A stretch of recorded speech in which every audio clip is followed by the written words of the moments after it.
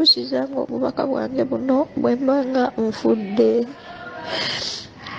Omwana wange omuto omulenzi mulamidde mukulu Mayinja, mwannyinaze Mayinja alabirira ng'omwana wange oyo, alabirira ng'omwana wange era omugamba mumulekedde mu bulamu. School fees we kabanga kabuza akamumpeeranga, empeera we bange emukaluubiriddamu nyampiranga oyo omuto. Ogendanga n'onziika naamye abantu abalikka mu ntaana obanga omu ku abo abalikka mu ntaana okunteeka mu mwana ndaani, naye obulamu bwange bugenze. Kibi nnyo okubeera nga omuntu ova e Uganda ogende okole okyuse obulamu bwa famire yo naawe naye n'ogwa mu bizibu ng'ebyo. Ekyo ekiramu mukiwulidde? Kadaama alaamye embeera gy'alimu, awulira takyasobola,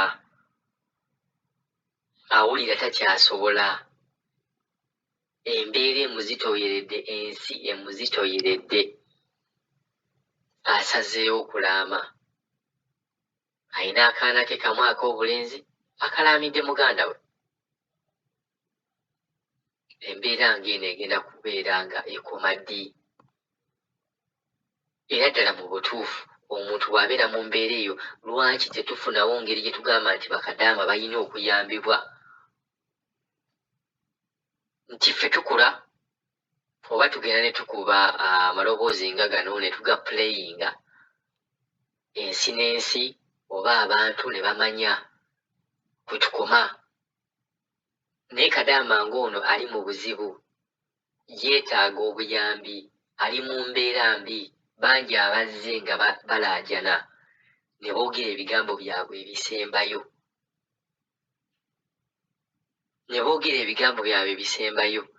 ate nga bangi era mu abo abatoogera batafuna kyansi eyo yakwogera bigambo kulaama ng'ono bw'alaamye. Yeetaaga buyambi, yeetaaga kuva mu mbeera eyo gy'alimu, naye tewali agimuggyamu wabula ng'ate baagimuteekamu. Embeera yonna kadaama gy'abeeramu, jjukira gwe aba yamutwala gw'oba wagimuteekamu. Ate ng'ojje nze waliwo oluusi be ŋŋamba nti oba baatugamba nti ofiisi z'e Uganda tezibeera na maanyi ng'omwana avuddewo n'agenda wa ne bamukwasa ofiisi endala. Kino ekintu nze nnyinza okukkiriziganya nakyo katonotono, lwa nsonga nti ekintu ky'okutwala bakadaama wano kirimu abantu babiri: ofiisi ey'e Uganda, ofiisi eri e Buwarabu. Bwe watabeerawo communication nnyungi mu maofiisi gano, kibeeranga maama na taata, obufumbo buba bulemye n'obwakadaama bubeera bulemye. Kuba ojja kwesanga nga kadaama issue eyinza okubeera nga kadaama yava eno mu ofiisi ne bamusukuma, tugambe bamusukumye Saudi oba e Jordan oba wa, n'akuubayo emyaka ng'ebiri oba yakamalako omwaka gumu oba ebiri n'ayogezayo contract. Kati eno ofiisi oba kampani yamuleeta e Uganda ate nebeera nga yeggaddewo. Kati kitegeeza ne follow up ya kampani eno eri e Uganda ejja kuba teriiwo, okuba already offices gye ziri eziggalawo. Noga waliwo ofiisi etwala bakadaama naye yaggalawo. Naye ofiisi yo bw'ebeera nga gyeri ng'ekyaliwo, n'okuba omulanga nga guno ne gutuuka ku ofiisi, kyalibadde kirungi nnyo ofiisi ezo ne zibeera nga zikontakitinga ate ofiisi ez'e Saudi oba ez'omu nsi z'Abawarabu. Kuba kati Saudi yeringa akattiro, buli kimu Saudi, bakadaama b'e Saudi kaakati embeera gye balimu yeringa ey'Aba Oman gye baalingamu. Ne tuvaawo ne tugamba nti ate kuba nzijukirawo minisita yagamba nti bagguddewo ebifo oba bagenda kuggulawo oba bagguddewo ebifo bannayuganda gye bajjanga okuddukiranga. Ebintu ebyo byakomawa?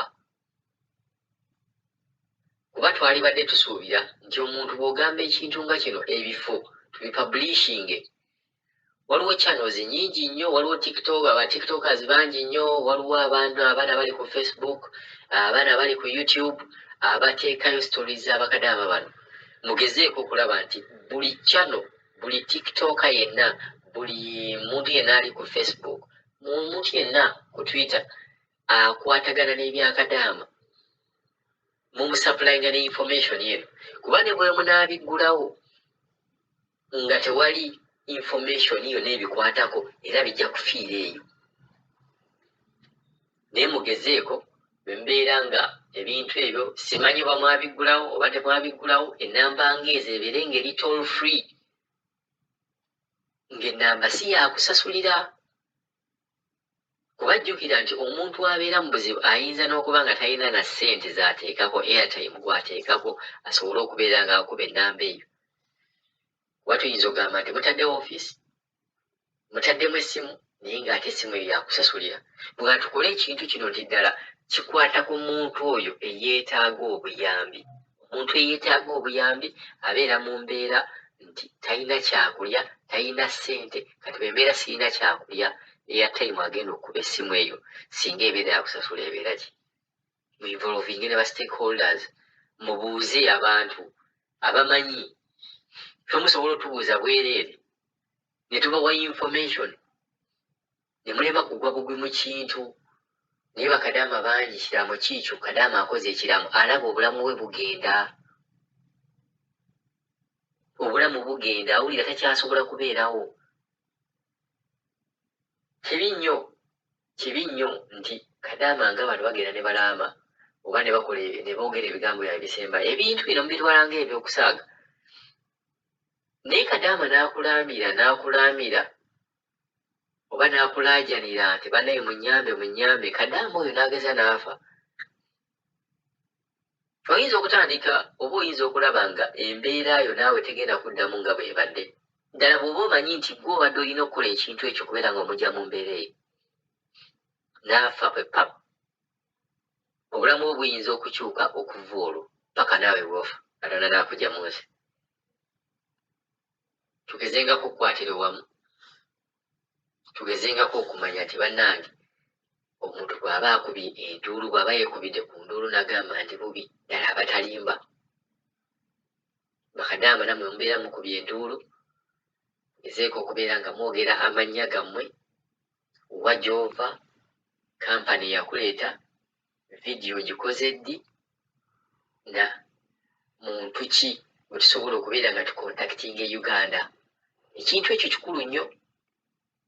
Buli bw'okola vidiyo gezaako okulaba ng'oteekamu vidiyo eya namba ya next of kin, kuba bw'ona ogisoma, trust me, buli anaafuna vidiyo eyo abantu 100 bwe babeera be bagirabye mujja kuvaamu omuntu omu akuba essimu eyo ategeeze next of kin wo oba omuntu, kuba next of kin ayinza okuba nga mwayawukana oba yakulya ssente.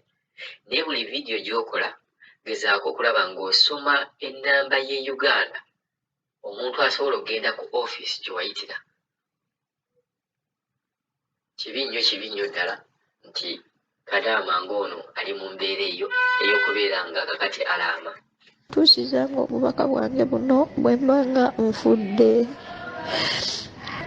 Omwana wange omuto omulenzi mulamidde mukulu Mayinja, mwannyinaze Mayinja alabiriranga omwana wange oyo, alabiriranga omwana wange era omugamba mumulekedde mu bulamu. School fees we kabanga kabuza akamupeeranga, empeera we bange mukalubiriddamu nyampiranga oyo omuto. Ogendanga n'onziika naamye abantu abalikka mu ntaana obanga omu ku abo abalikka mu ntaana okunteeka mu mwana ndaani, naye obulamu bwange bugenze.